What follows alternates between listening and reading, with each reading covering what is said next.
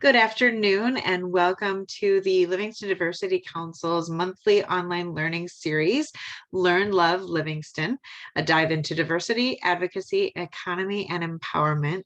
I'm really honored to welcome you today to our February session featuring our authors, Sonya Hollins and LaTashia Perry. We will be hearing from them momentarily. Just a few moments to talk a little bit about the Livingston Diversity Council. As an aside, please note that this session is being recorded and will be uploaded to the Livingston Diversity Council's YouTube channel for future viewing. So if you'd like to mute yourselves or put your cameras off, you're more than welcome to do so. The Learn, Love, Livingston series is brought to you by our partnership with St. Joe's, St. Joseph Mercy Livingston Hospital. St. Joe's is our Champion for Change partner in support of the LDC, providing financial support as well as connections through the community and through our collaborative initiative. So thank you to St. Joe's for allowing this programming to be possible. Also, I'd like to thank a quick thank you to our Livingston Council Board of Directors, and then also specifically our Community Outreach and Education Committee. Without them, these events wouldn't go on. A special shout out to Claire Donovan and to Jennifer Tate, both board members of the Livingston Diversity Council, who just really wanted to step things up for February and recognizing and honoring Black History Month. So Claire and Jennifer, I thank you for your initiative and your excitement about these projects, one of which is today's Learn, Love, Livingston series. A little bit about the Livingston Diversity Council. Most are unaware that we've been around since 1987. So we're celebrating our 35th year this year. The mission of the Diversity Council is to be a change agent for diversity, equity, inclusion, and access that collaborates, educates, and empowers to build a thriving community. It is our vision that Livingston County will be a transformative community that embraces and empowers all people for their uniqueness and for their contributions.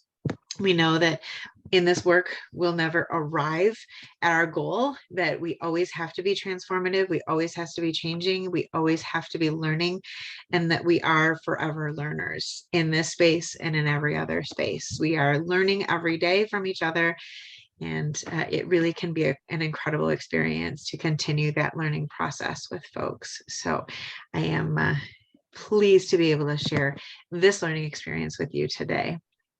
Learn more and connect with us. You can find us on our website at livingstondiversity.org.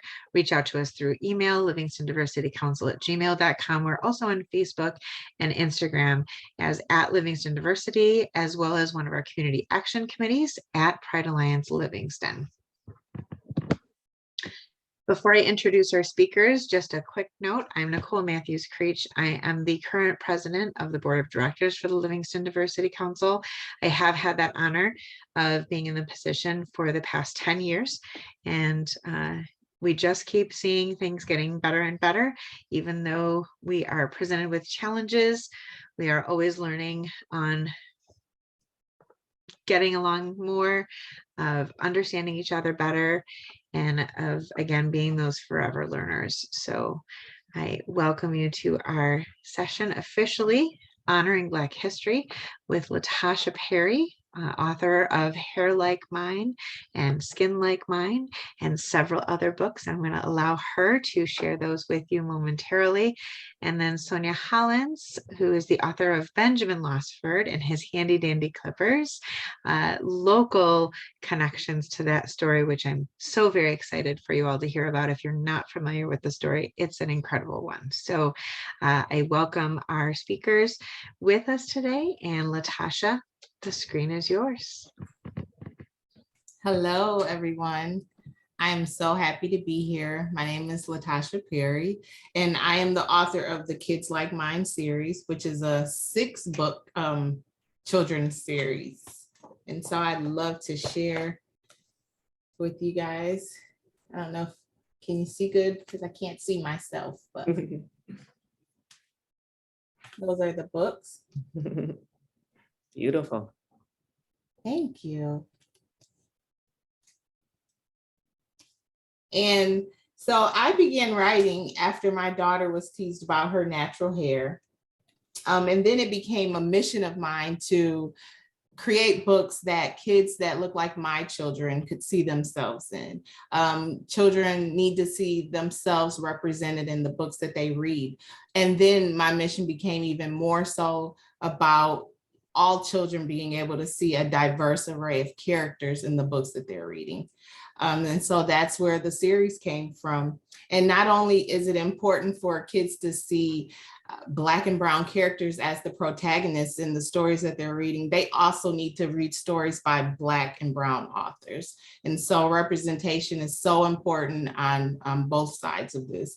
And so that's why I continue to read and write, and I just love what I'm doing. And we have a bookmobile that we go out into the communities, and kids can get on the bookmobile and not just see books that are written by myself, but other authors that have written books that have diverse characters in the storyline and diverse toys and apparel and that type of thing. And so the Kids Like Mine mobile comes out in the spring, and kids always love it. And we do activities that celebrate diversity and that type of thing.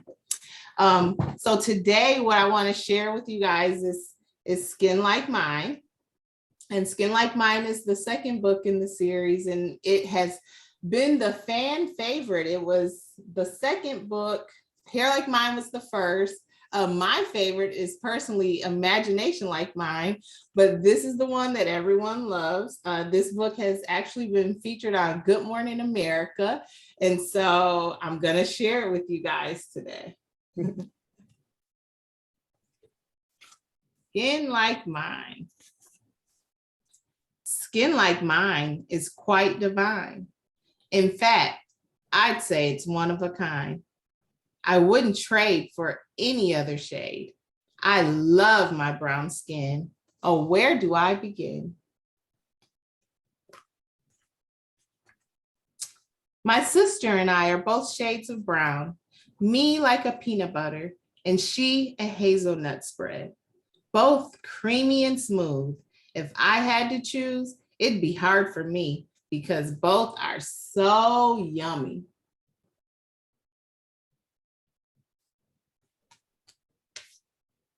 Skin Like Mine is really neat, sort of like a brownie treat. Dark chocolate brown, so tasty and sweet. I love my skin from my head to my feet.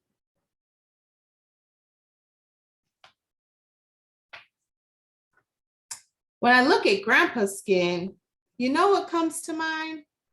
Caramel, that's it. A touch of golden brown drizzled on top of your ice cream. Ooh wee, this is making my tummy hungry.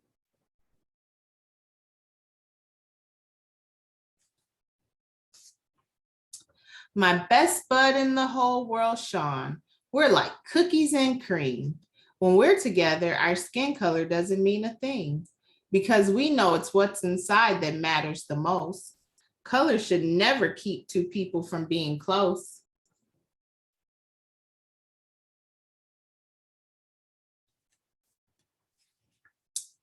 Imagine a world with one hue of colors. How boring that would be.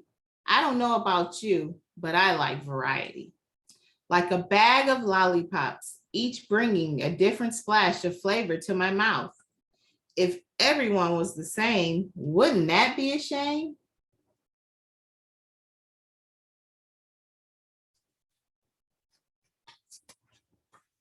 Skin Like Mine is quite divine.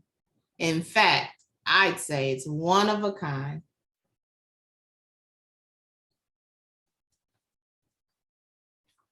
I wouldn't trade for any other shade. I love my skin. Oh, how I love my brown skin. The end.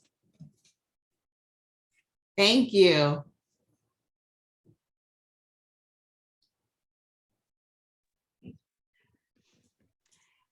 LaTashia, can you tell us a little bit about how do your kids feel about your books? So my daughter, the one that was teased about her hair, I want to grab it. That's actually her on the cover. And so I'm a mom of 6. And so yeah, 4 boys and 2 girls. And so the illustrator actually used my children's images to illustrate all of the books. So as you're turning the pages, those are pictures of my children that are inside the books. But I mean, it just really empowers them, and my daughter in particular, because when she was teased about her hair, I mean, she was crushed. And then she started kind of fixating on straight hair. And so I was like, nope, we got to find some books. And, you know, there weren't very many that talked to the fact of natural hair, curly hair, and that type of thing. And so that's why I decided to write one. And not only does it help kids to just kind of love themselves for who they are, but it also gives someone on the outside an inside look into accepting others for who they are. And so my kids, they love every minute of it. And they're often giving me the ideas for the books that I write, things that they want to talk about and things that they're feeling, like Skin Like Mine. My second youngest daughter, she was worried about why her skin looked darker than her siblings. And so we talked about how there's all types of shades of brown and families and all types of shades out there, period. And so they are really the inspiration behind all of the things that I've created. That's amazing. Thank you so much for sharing that story. Yeah. And for sharing your family. I think it's great that the kids have kind of embraced that and really do, like you said, inspire the books that have come from it. I think that we can learn so very much from our kids. Yep. As much as I dislike sometimes them not having filters Uh-huh. and they say what they think and they say do. what's on their mind. Mhm. I think it's also really incredible that they're not afraid to use their voice and to talk Yep. about the things so we can do better as Yep. adults. Oh, that's great. That's Well, great. thank you for having me. Absolutely, our pleasure. Do other folks have any questions or comments or thoughts for LaTashia? I don't really have a question. Hi, LaTashia. I'm Sarah. Hi. I'm a librarian here in Brighton, and I read your book to my 9-year-old daughter. Okay. I read the Hair Like Mine book. Okay. And we had a great discussion about it. You know, we live in a predominantly white community, and it was a great way for her to talk about those things that might not come up in conversation with her. So it was, I mean, a simple book for a 9-year-old, but I thought it was a great entree into that. So we had a whole discussion about different colors of people and different skin. And then we went into hair, and she has curly hair like me. And it was just it was a great thing, even in a tool. I hear from parents sometimes, like, why are books about different races important? And it's because that can be a window, especially for kids that are in isolated communities. Absolutely. Yeah. I appreciate it. Yeah, thank you.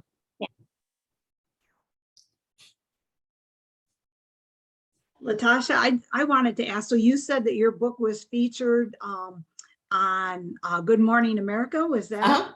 Yeah. So where have your books shown up, and what kind of feedback have you gotten, like, throughout the country? I mean, obviously, we're blessed to have you here in Michigan, but obviously you must be having some contact in the South and different regions. I'd love to hear some of that.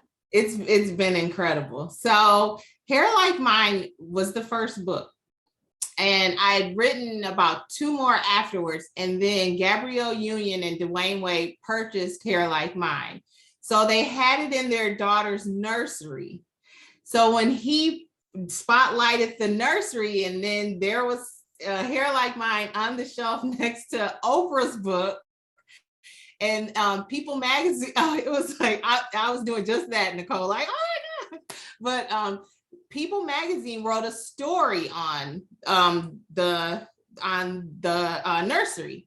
Well, what they did was they highlighted the books that were on the shelf, the ones that they thought stood out the most. Well, my book was one of them. There was a link to purchase, and it went kind of crazy from there. And so Hair Like Mine, then Skin Like Mine, and Imagination Like Mine are all translated into French and Spanish. And so they are inside the stores in Paris. 2 stores in Paris sells both of the books. And then a store in Guatemala has the books.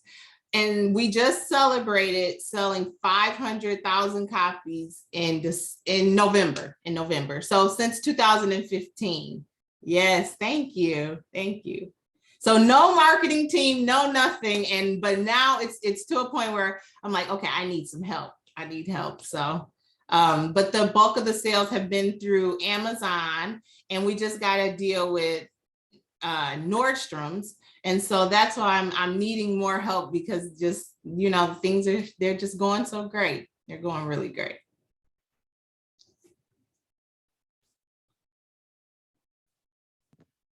Wow, that's really fantastic to hear. That's really, really awesome. And bless you for just taking all of that on. I can't even imagine doing that along with having your 6 children. Unless, of course, they're good marketers, which sometimes they can be. That's what I was going to say. They help.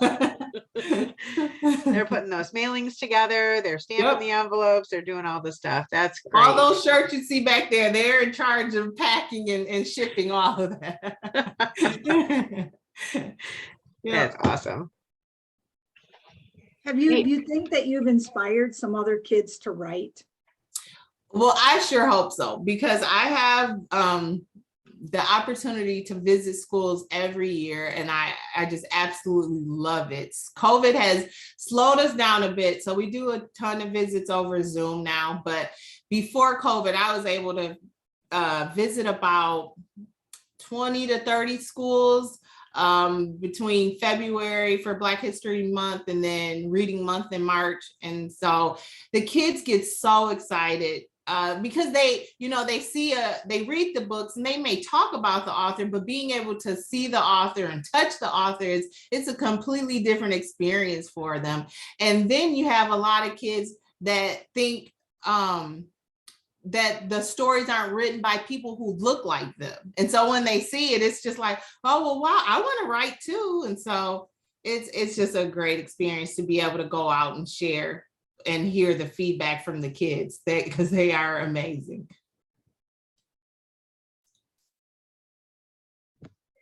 That's very cool. Well, I am super, super excited to hear about all of that. And in our follow-up with the video and on our website, we'll have some links to where people can get your books. And if there's anything else you want us to share with folks, please let me know. We'd love to be able to support your efforts however possible.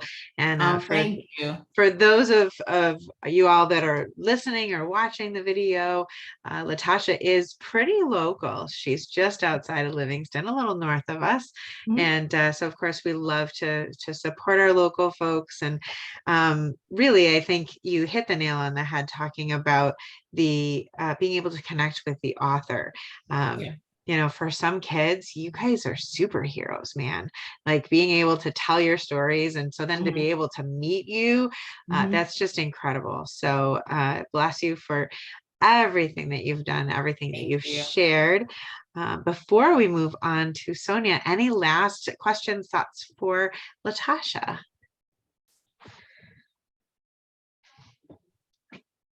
Great. Well, thank you so very much, LaTashia. We appreciate you. Thank you.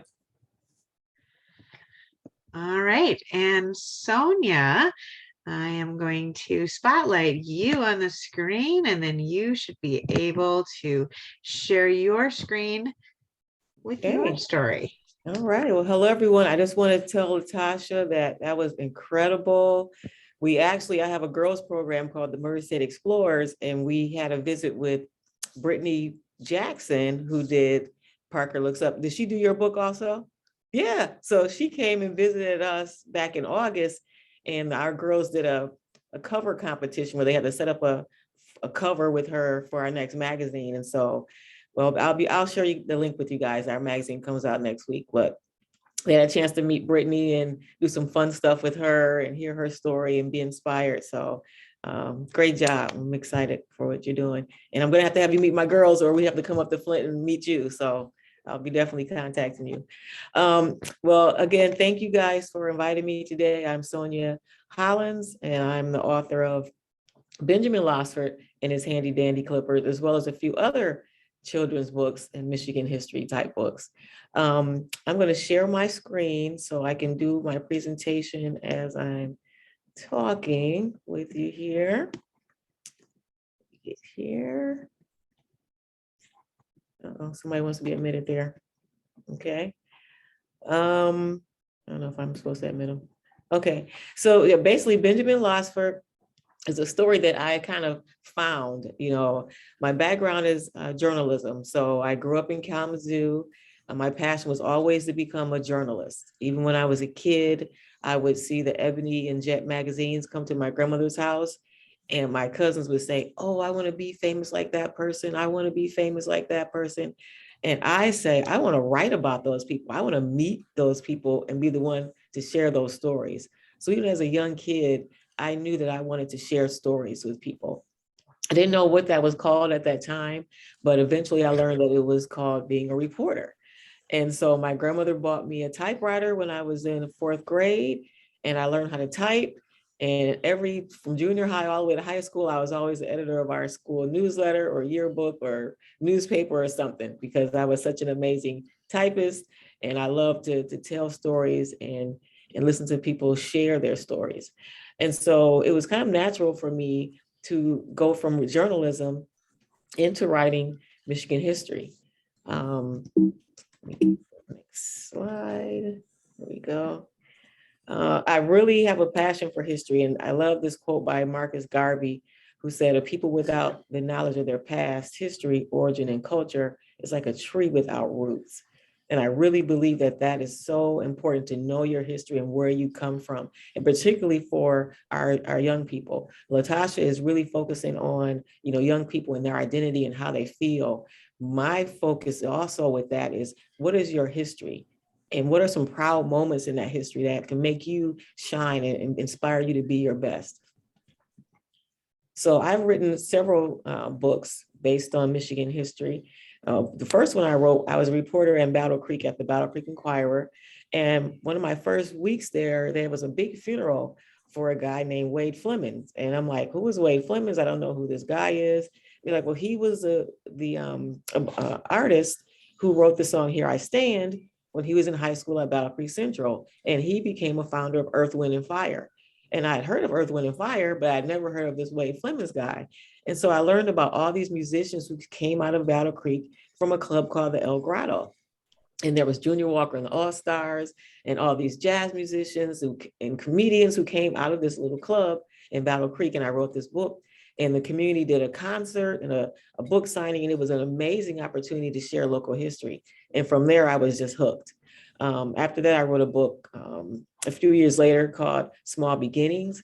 It's a story about Merz Tate, who I have a children's program organization named for. And she was the first African-American graduate of Western Michigan University. She was the first African-American graduate of Oxford University in England.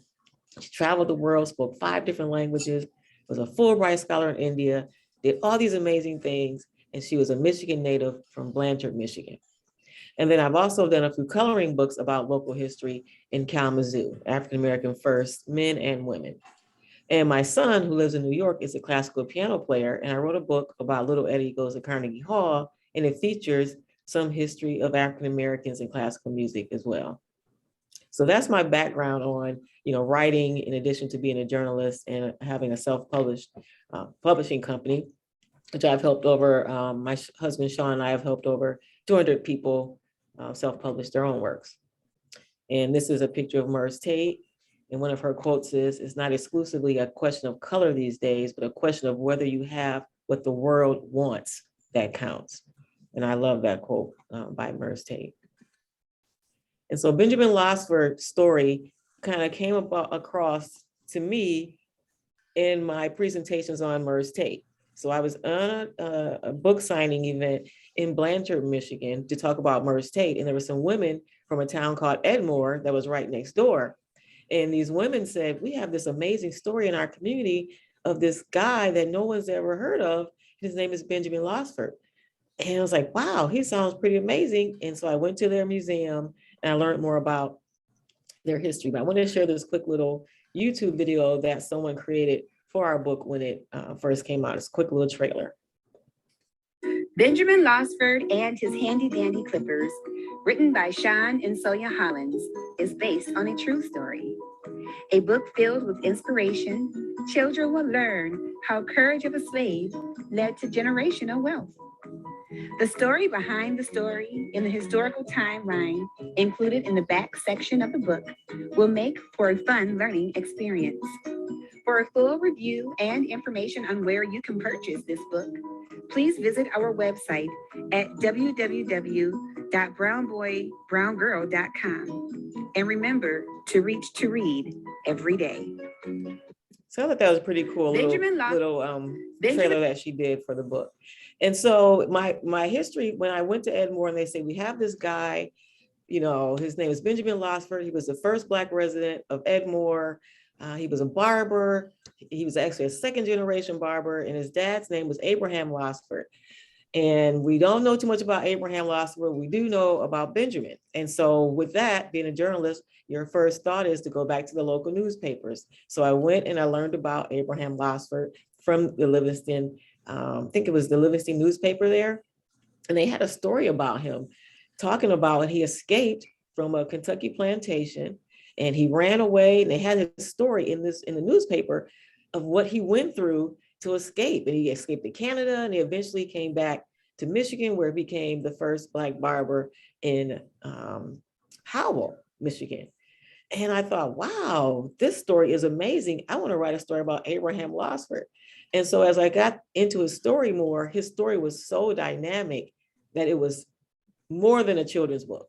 And so the illustrator that was working with me said, why don't we start with Benjamin? Start with Benjamin's story, and then we can come back to Abraham later.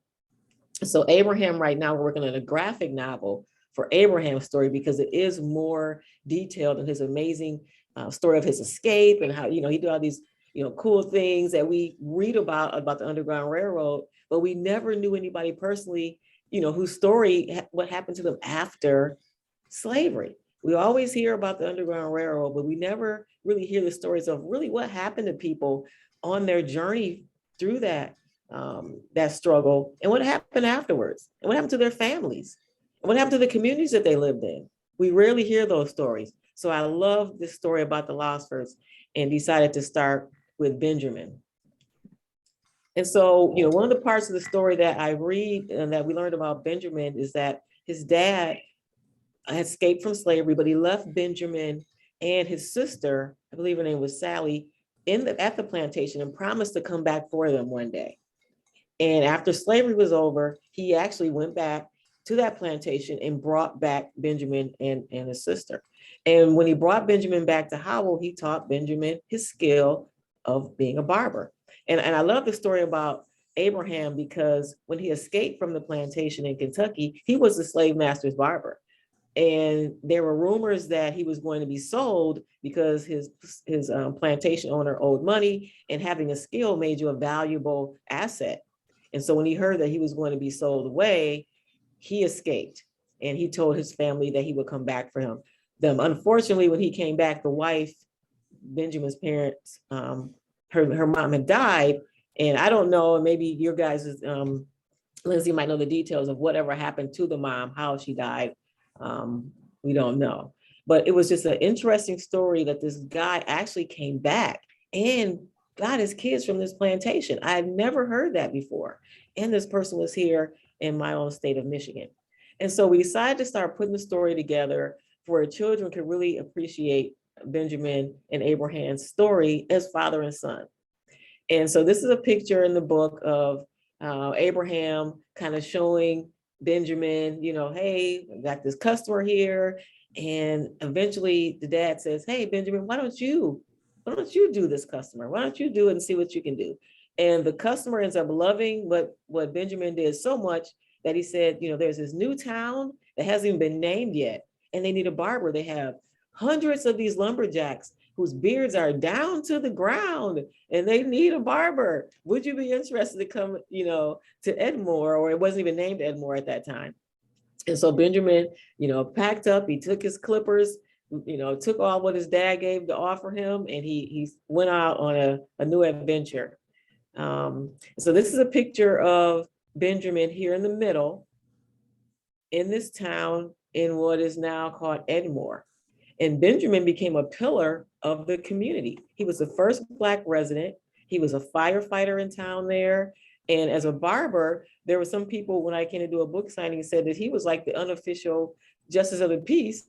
And, he would pretend to marry a couple of the little teenagers who always walked up and down town. He would pretend that he was, marrying them and all that cool stuff. So there are a lot of interesting stories about Benjamin and his life in Edmore. He was on the baseball team there. Did a lot of interesting things. So you see these pictures. Me as a reporter and a historian, I love to find images and bring people's stories to life. So I loved it when they shared this picture of Benjamin here in this town. And we talk about diversity, and we look at this town, not long after slavery, people were leaving, slavery and becoming pillars in their communities because they had skills and they had talents. And, somewhere down the line, things change in certain communities.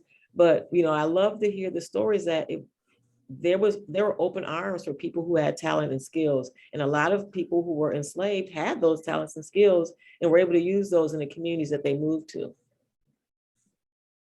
These are some of his actual clippers that were in the museum there. So these were from the museum. This is a picture of his daughter, Jessie.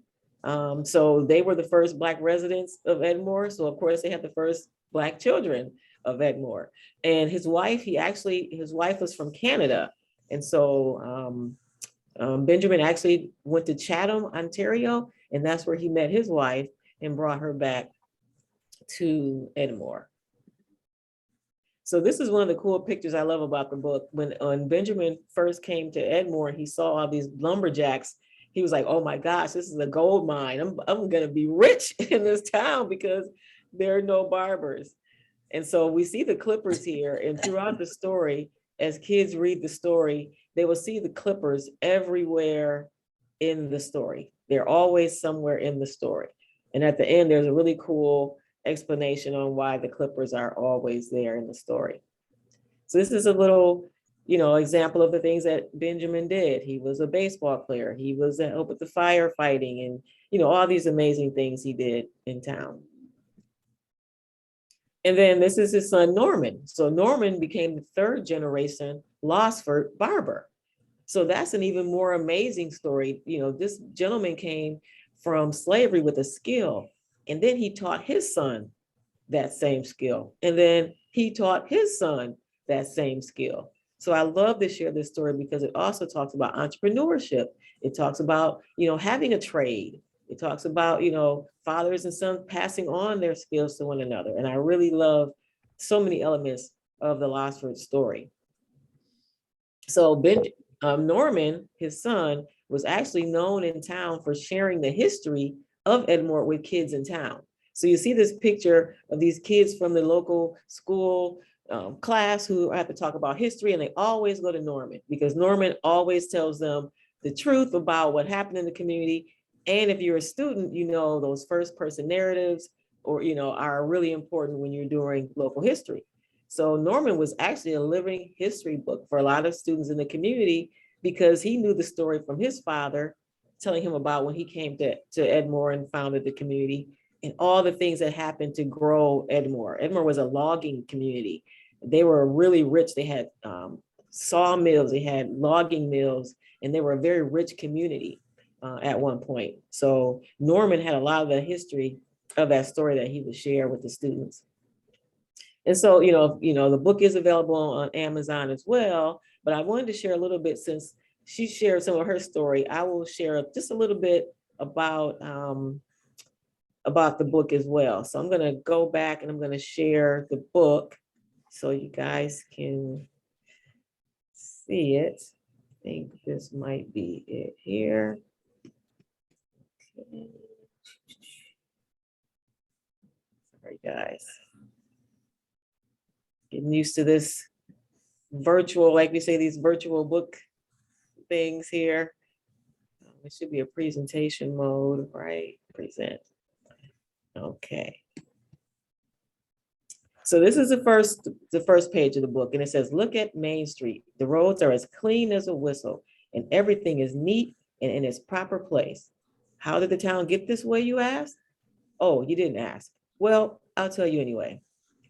They say I am as old as Noah's Ark, but I can still remember Main Street before the town even had a name. As a matter of fact, I should get a little credit for how it happened. Don't believe me?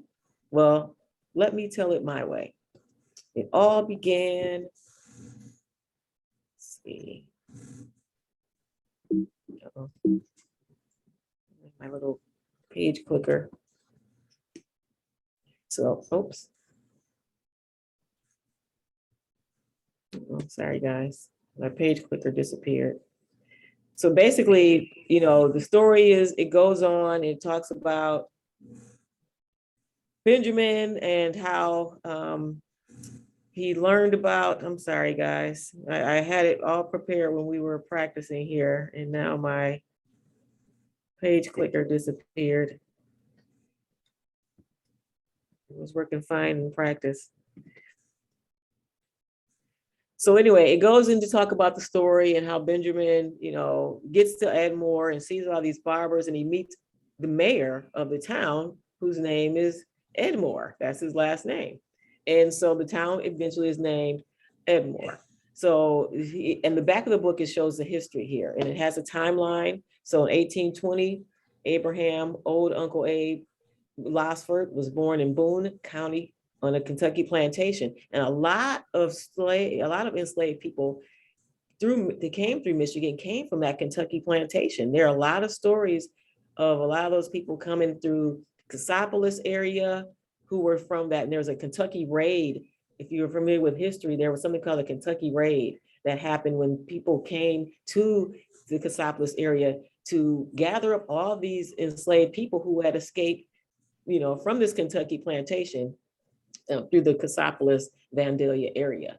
So Abraham Losser knew that route, because a lot of people from that Boone County plantation took that Underground Railroad route through Cass County and through Battle Creek and through Detroit and up to Canada. So he was very familiar with that route. So Benjamin Losford was born 1848. And so it just kind of goes on and tells the history of, you know, Abraham's escape, like we had mentioned from the newspaper article, how he came to Howell when he was on the census there, listed there. Benjamin, you know, ended up becoming married to Lucinda Jackson, and they had the son Norman, and then they also had a daughter, Jessie. Abraham died in Howell at age 77, from what I gather. Benjamin died in Edmore at age 68, and Norman died in Edmore at age 75. Jessie died later in 1978. She had left Edmore and went to Detroit, where she lived there. But Norm never had any children. So the 3 generations of barbers unfortunately ended there with Norm. And someone else bought the barber shop, and eventually it's no longer there. But it's just an interesting story of how Abraham Losford's desire to be a free man ended up going over 3 generations of men who had that skill as a barber, and coming to this new town where his son had an opportunity to make a new name for himself and make a living for his family. I think it's an amazing story.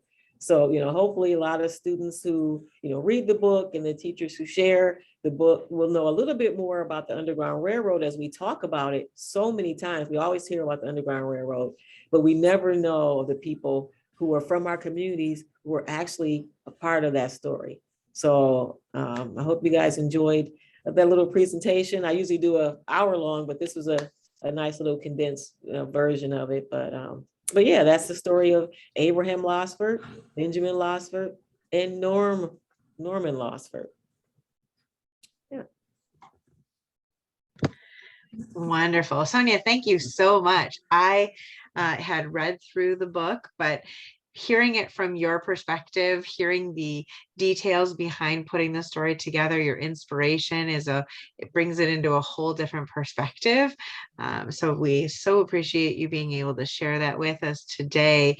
And I, for one, am pretty darn excited to hear a little bit more about the book on Abraham. And you said you're working on that as more of an older version, maybe less of a children's book or an extended children's book. Can you tell us a little bit more about that? Are you at liberty at this point to talk about it? Yeah, for sure. It's going to be more of a graphic novel. So it'll be for a little bit older kids who are more into the graphic novels, because, from when I see the books in the library, we don't have a lot of books for that middle age group. It's a lot of them for little kids. We love little kids. They love the pictures. We love to share it. But then we get to a gap where there are still some amazing stories that can be taken to a different level, but maybe on a more active comic book graphic novel style that will get those other kids still engaged in history, still learning about it and having fun at the same time. So it's really going to be a story going all the way back to the plantation, and then really detailing his escape and the things that he went through, and then, all the going to Detroit and Canada. So it'll be a lot more extensive than the children's book, for sure. Oh, very cool. I'm so very excited. Thank you. Thank you. Other questions, comments from folks for Sonya? Yeah, Sonya, I did have a question. So as you unearth some of these historical stories, is there any kind of a Black Writers Consortium that might someday be able to put all these pieces together into I don't know, a montage of some sort, or so that we could maybe have a complete storybook kind of history book? You mean specifically on Michigan African-American history? Oh, yeah, that'd be great. That'd be great. I know there are several, authors who have written books about Michigan history and people from, our community. But yeah, to have something together, I think that'd be a great idea. Maybe I'll pitch it to some of the writing groups that I'm a part of and see if people want to bring their stories together into some kind of anthology, even just to have those all in one, I think would be great. Because, and that's when I talk to a lot of kids in school. Your local history is so amazing. Sometimes we always hear about Rosa Parks and Martin Luther King and all those amazing people, and we rarely ever hear about the people in our communities who made a difference, and they're unsung heroes. We have so many that I've discovered along my path, from Merce Tate to Benjamin Losford to, there are so many people I've learned about in different communities who did amazing things, and no one knows their stories. So I challenge some of these teachers too to, take students to the history rooms at the library and pick a person and develop that person as a class and write a story, or, maybe it's a children's book where you have to develop some, fictional aspects of them, but just some way to highlight these people in our communities who were unsung heroes, who were, many of them helped found the communities that we live in today. Yeah, I think it's a kind of exciting because, as Lindsay was saying, Abraham went back several times and brought back what he thinks are probably people that had notable skills, and so, bringing back the Childers family, bringing back, and then somehow he can bring a connection to them, to a woman that was familiar with the arts in Wayne State University. And I just think, man, they all have to have been connected and known of each other, or, maybe had roots from, like you say, the one plantation. I just think what a gift, and how fun this is to see it unearthing at such a young age. You guys it's just going to be fun to watch. And I think that's what's interesting, because when I was a student, we heard about the Underground Railroad, but then we just heard that people escaped. We saw the routes they went on, and then they disappeared. And for some of it was for their safety, but, for the most part, some people were pretty dominant and predominant in their communities, and we just don't know their stories.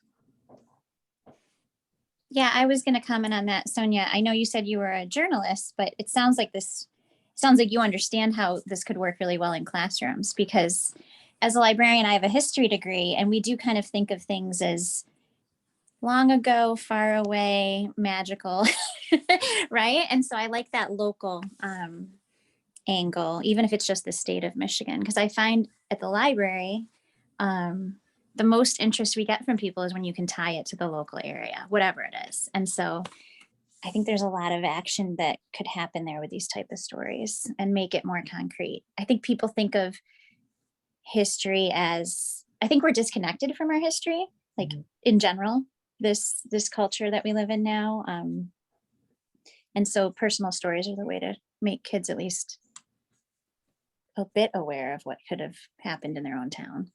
You're right. I mean, because right now they see, like you say, history is old. Oh, that happened so long ago. And if you don't have a connection to it, like, you know, the quote in the beginning, if you don't know the roots, you know, then you're kind of lost. But there are so many people whose shoulders we stand on, and there could be names of streets that, you know, students go by every day and have no clue that that is for a person of color, that, you know, person of color may have lived on that street when they first came there or settled in that area. And no one knows that. So, you know, I challenge, you know, teachers to do some fun, you know, local history dives. What are the names of the streets? What are the names of, you know, some of the buildings, and find out the history of these people, Black or white, you know, whatever their background, because it will give those students more of a connection to their community. Yeah.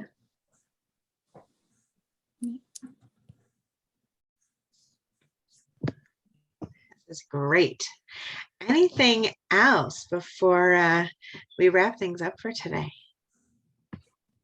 No, I mean, I would just love to, you know, like say, challenge teachers to do that. I also would love to share about my Murray State Explorers program, which is a program for girls where we teach them about amazing people and places. Like I was talking with her about, we met Brittany Jackson, who is the illustrator of Parker Looks Up and some of her books as well. So, you know, we really emphasize exposing students to amazing people and different careers, and just, you know, looking at, you never know what possibilities that there are out there until you share them with different people. And so going back to Abraham Losford, when he found out the possibilities in freedom, he had to go back and share with other people, like, hey, you have to, you know, come up here. And they say Howell had Howell, Marshall, Michigan, Battle Creek, those are all safe places, Underground Railroad stations that people went on, and they have some history there. So it may be lost, but it's still there. And that could be a fun challenge to go back to the local history rooms and the newspapers and find some of those local histories. Oh, absolutely. Absolutely.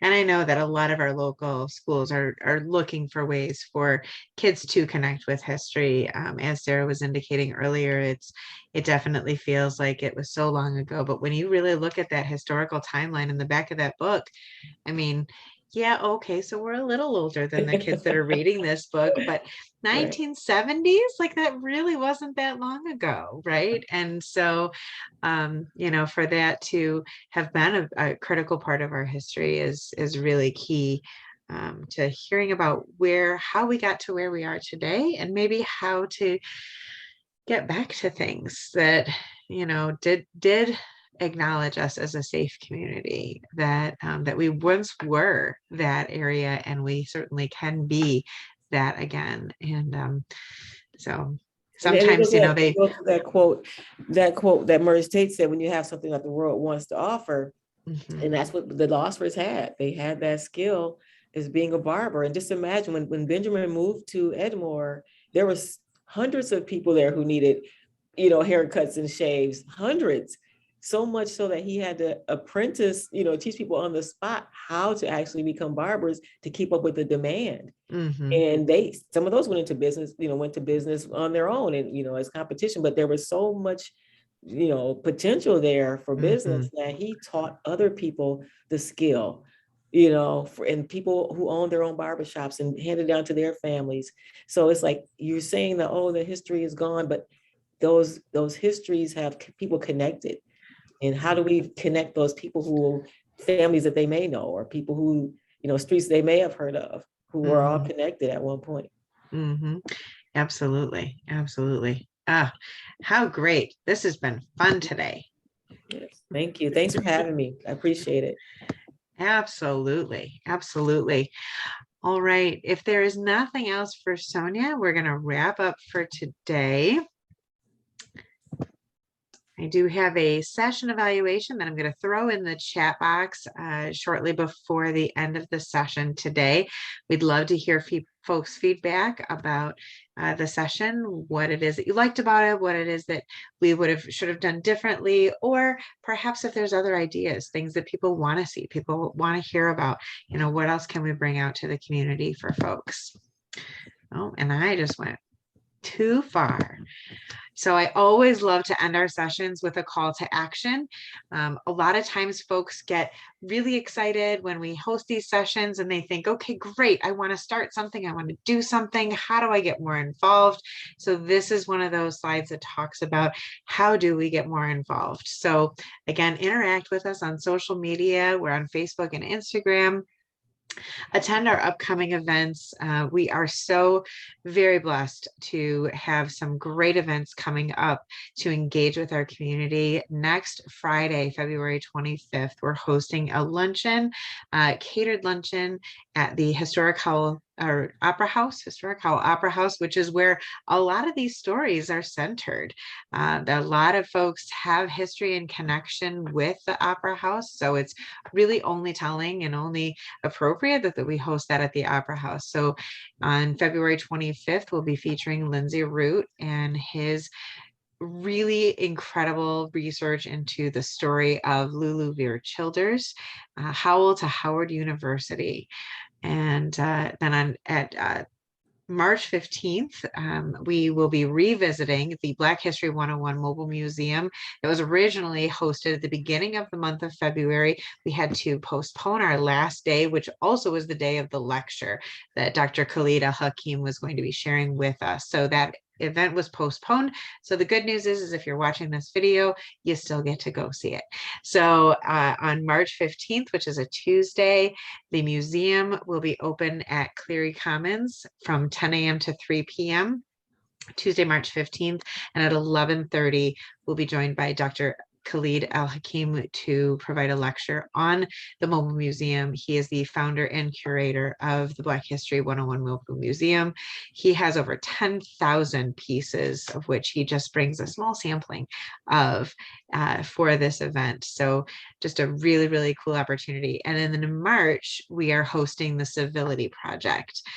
This is something that I'm really excited about. I think that we can all agree that things have gotten a little hairy around here, not just in our local communities, but in our states and in our country, of the divisiveness and the polarization of folks' opinions, whether it's politics or not, that we've fallen on divided spaces. And so this is an opportunity for us to engage and be civil with each other. Just because I don't agree with you doesn't mean I have to hate you. In fact, it can mean that we can have some great civil public discourse and learn things from each other. And so the Civility Project, with that, the hope is that we can bring folks together to be able to have more conversations, more civil conversations to move us forward together. Of course, check out our YouTube channel at Livingston Diversity. You can join our membership, which helps to support programs like this and others that we have coming up throughout the year. Display our All Are Welcome cling in your window, whether that's at your residence or your business, in your classroom. Support other local diversity, equity, inclusion initiatives. And then my general conversations of just really encouraging folks to start brave conversations. And these are brave conversations for brave times, but don't be afraid to start those conversations and really to focus on living, loving, and learning intentionally. And that somehow I went backwards. So now we'll go forwards. If there's any questions, anything personal that you need, please feel free to reach out to us on our website or again at our email at livingstondiversitycouncil@gmail.com. And I thank you so very much for your time and attendance today. I appreciate all of you.